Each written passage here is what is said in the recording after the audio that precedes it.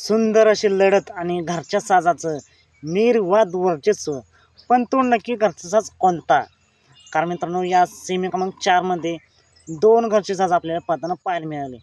मित्रांनो, आज एक भव्य दिव्यच आदत मैदान पार पडते. मुळीकवाडी पाचोडकरांचं एक आदत एक बैल मैदान आणि या मैदानात सेमी क्रमांक 4 सुटला. या सेमी क्रमांक 4मध्ये होता साई 11-11 आणि संयम 11-11 हा घरचा साज. त्याच्या विरुद्ध गाडी होती घरचा साज सागर शेठ कटरे यांचा घरचा साज दुर्गा आणि टिल्लू. कोण झालं फायनलसाठी पात्र, तर कोण झालं क्वार्टर फायनलसाठी पात्र? मित्रांनो, सेमी क्रमांक 4चा निकाल आहे.